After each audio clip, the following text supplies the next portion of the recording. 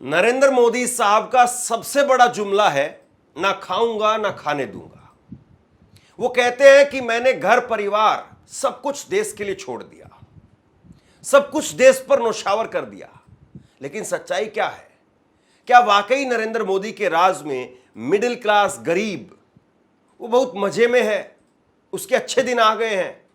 या middle class गरीब आदमी नरेंद्र मोदी की राज में पिसा जा रहा है, मर रहा है, उसकी जेब पर डाका डाला जा रहा है? यह सवाल बहुत बड़ा है और यह सवाल इसलिए भी महत्वपूर्ण हो जाता है क्योंकि इस वक्त में गरीब की जेब की बात नहीं हो रही है, औरंगजेब की बात हो रही है। और दोनों चीजें एक साथ नहीं हो सकती है। अगर गरीब के जेब की बात होगी तो औरंगजेब की बात अपने आप खत्म हो जाएगी, और अगर औरंगजेब की बात होगी तो गरीब के जेब की बात अपने आप खत्म हो जाएगी। और सरकार या मीडिया, उसका पालतू मीडिया, किस चीज की बात को ज्यादा कर रहा है, किस चीज पर ज्यादा तवज्जो दे रहा है? औरंगजेब पर ज्यादा तवज्जो है या गरीब की जेब पर ज्यादा तवज्जो है? इसी से आप समझ लीजिए। सरकार ने जब 2014 में नरेंद्र मोदी सरकार में आने की कोशिश कर रहे थे, उस वक्त में एक नारा दिया था कि बहुत हुई डीजल पेट्रोल की मार, अब की बार नरेंद्र मोदी की सरकार। लेकिन क्या वाकई नरेंद्र मोदी की सरकार पिछले 10-11 सालों में डीजल पेट्रोल से राहत दे पाई है? डीजल पेट्रोल की कीमतों में राहत दे पाई है? उस वक्त में मनमोहन सिंह के समय पर जो कीमतें थी उसमें क्या वाकई गिरावट आई? गिरावट तो नहीं आई। आम आदमी भी इस बात को बता सकता है। लेकिन क्या सरकार ने आंतरिक तौर पर मुनाफा खाया है, मुनाफा कमाया है, या घाटा खा करके भी आम आदमी को राहत दी है? यह बड़ा सवाल है और इसकी एक पूरी तहकीकात आपके सामने रखने वाला हूं। परत दर परत पूरी इस खबर को आप देखिए, आखिरी तक देखिए, अंत तक देखिए। आपको समझ में आएगा कि कैसे सरकार ने अपनी जेब भरी और गरीब की जेब पर बात नहीं हुई, औरंगजेब का मुद्दा ले आई। कच्चा तेल कैसे, किस तरीके से आता है, कितना आता है, कौन सा आता है, कितने का आता है, और उस पर सरकार कितना पैसा कमा रही है? 1 लीटर पेट्रोल अगर आप खरीदते हैं तो 1 लीटर पेट्रोल की कितनी कीमत आपको अदा करनी चाहिए, कितनी कीमत आज आप दे रहे हैं, और कितनी कीमत सरकार अपनी जेब में डाल रही है? ये पूरा गणित मैं आपके सामने रखने वाला हूं। कोशिश कर रहा हूं कि आसान भाषा में ये पूरा गणित आप समझ जाएं। आंकड़े बोर करते हैं, कोशिश करना आप भी कि थोड़ा सा इस खबर को समझने की कोशिश करें और आखिरी तक जरूर देखिए। सबसे पहले, कच्चा तेल सस्ता है मौजूदा वक्त में और पेट्रोल महंगा है। इस वक्त में ब्रेंट क्रूड की कीमत करीब करीब $65 प्रति बैरल है। एक बैरल में करीब 159 लीटर तेल आता है, यानी 159 लीटर तेल की कीमत $65 है। और अगर भारतीय पैसे में इसको कन्वर्ट करें तो भारतीय पैसे में यह हो जाता है 35 रुपए प्रति लीटर। यानी जो आप पेट्रोल खरीद रहे हैं उसका सरकार 35 रुपए दे करके लेकर के आती है, और आप लेकर के आते हैं 110-109 रुपए, 100 रुपए। तो आप देख लीजिए कितना बड़ा अंतर हो गया। अब कोई लोग कहेंगे कि भाई सरकार जो है वो रिफाइन भी करती है, कच्चे तेल को थोड़ा सा साफ भी करती है, तभी तो वो हमारी मोटरसाइकिल में, गाड़ी में हम डाल पाते हैं। लेकिन उसके अलावा भी सरकार कितना पैसा खा रही है ये भी आप देखिए। अब दूसरा, वीटीआई क्रूड की कीमत। 2 तरीके के तेल हम लेकर के आते कच्चे तेल, एक ब्रेंट क्रूड ऑयल है, दूसरा वीटीआई है। वीटीआई की कीमत जो है $61 प्रति बैरल है, और जो 4 साल में सबसे निचले स्तर पर है इस वक्त में। बीते अगर 4 सालों को देखें, सबसे निचले स्तर पर इस वक्त में कीमत आ रही है कच्चे तेल की। केवल 2 हफ्ते में ब्रेंट में 10.9 यानी 11% की गिरावट देखने को मिली है। अब कच्चा तेल सस्ता है, फिर भी पेट्रोल 100 के पार है। दिल्ली में 94 रुपए पेट्रोल प्रति लीटर मिल रहा है, मुंबई में 103 रुपए, कोलकाता में 105, चेन्नई में 100 रुपए। तो देखिए 35 रुपए सरकार खरीद रही है और आपको 100 रुपए, 103 रुपए तक खरीदना पड़ रहा है।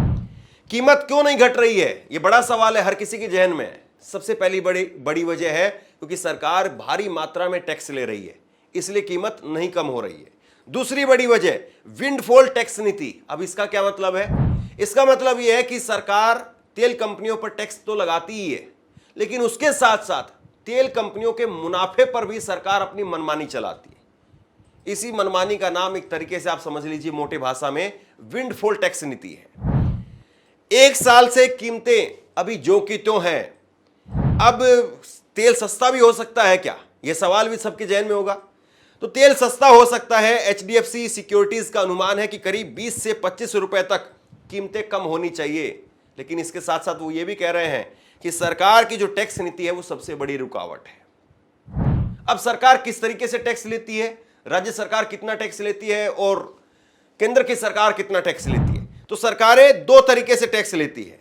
एक होता है वेट, जिसके माध्यम से राज्य सरकारें पैसा लेती हैं, और दूसरा होता है एक्साइज ड्यूटी, जिसके माध्यम से केंद्र सरकार पैसा लेती है। दोनों फिक्स है। एक्साइज ड्यूटी केंद्र सरकार के पास में जाता है। एक्साइज ड्यूटी से जो है वो एक फिक्स्ड अमाउंट होता है जो प्रति लीटर के हिसाब से वसूला जाता है।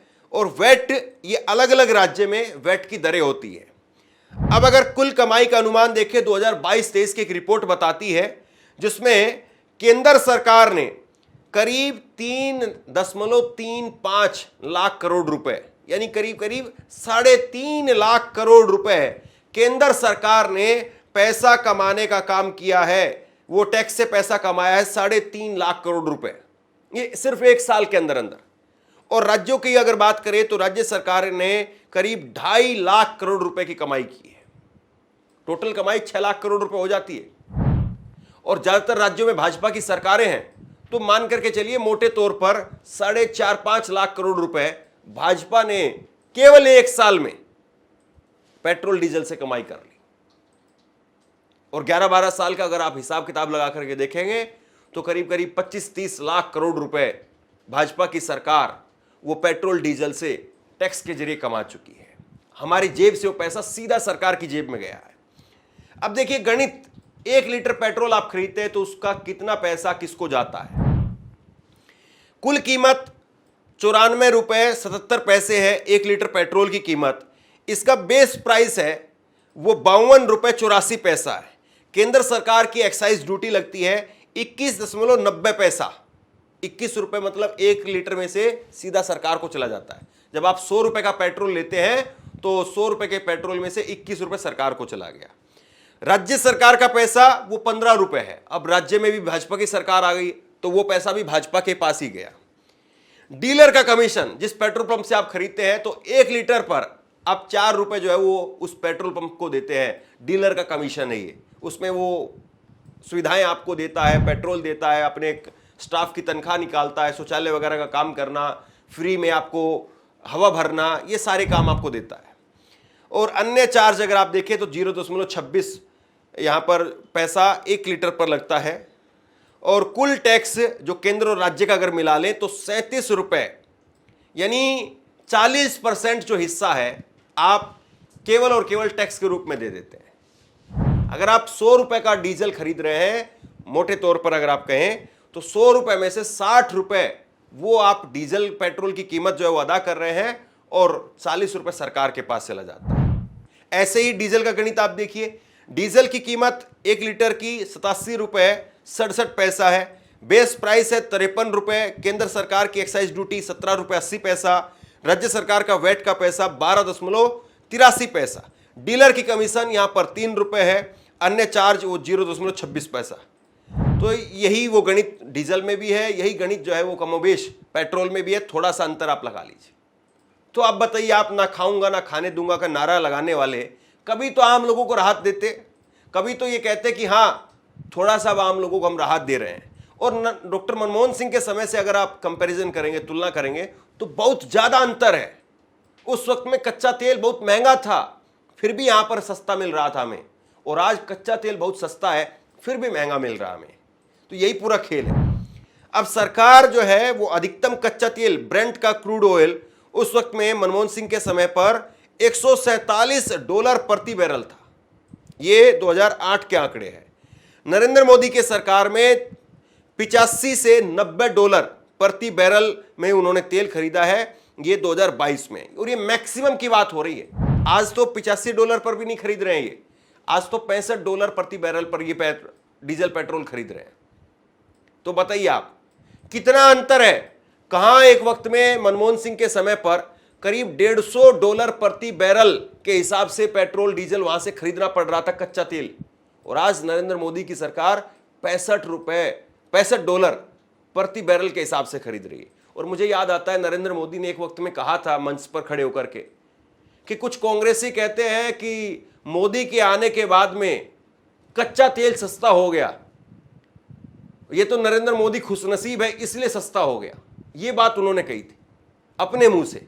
तो बदनसीब को क्यों चुनना है, खुशनसीब को चुनिए।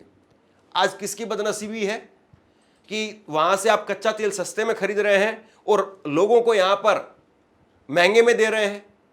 ये किसकी बदनसीबी आप तय कर रहे हैं, ये खुद आप तय कर रहे हैं। इसके बाद में अगर कर्ज की बात करें, और ये कर्ज का गणित इसलिए दिखाना जरूरी है क्योंकि नरेंद्र मोदी की सरकार बार बार एक तर्क देती है कि उस वक्त में डॉक्टर मनमोहन सिंह ने जब तेल खरीदा तो पैसा देकर के तेल नहीं खरीदा था, बल्कि बॉन्ड के जरिए तेल खरीदा था। और उस वक्त की एक उधारी हमने चुकाई है, उस उधारी की भरपाई हम कर रहे हैं। तो दो बातें यहां पर निकल करके सामने आती है। जैसे मान लीजिए कि आपने एक मोटरसाइकिल खरीदी, तो मोटरसाइकिल आपने किस्त पर खरीद ली, मोटरसाइकिल आपने ईएमआई पर खरीदी, लेकिन आपने गाड़ी खरीदी, वो गाड़ी कैश में खरीदी। तो बताइए आपने कहां पर पैसा ज्यादा खर्च किया? आपको बचाना पैसा किस में चाहिए था? गाड़ी में।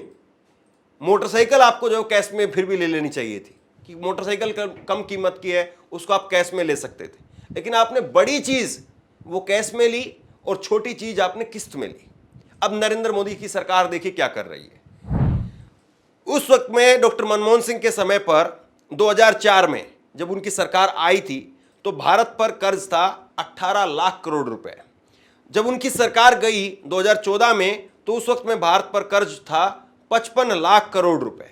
और नरेंद्र मोदी की सरकार 2024 के अंत तक 181 लाख करोड़ रुपए का कर्ज हो गया है। मैंने मोटरसाइकिल का और गाड़ी का उदाहरण आपको इसलिए दिया कि मनमोहन सिंह ने अगर उधारी से कुछ खरीदा, अगर डीजल पेट्रोल उधारी से खरीदा, तो उन्होंने छोटी चीज जो है वो उधारी से खरीदी, बड़ी चीज के लिए पैसा खर्च नहीं किया।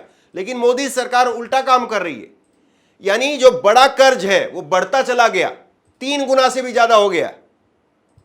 सोचिए जरा इस बात को।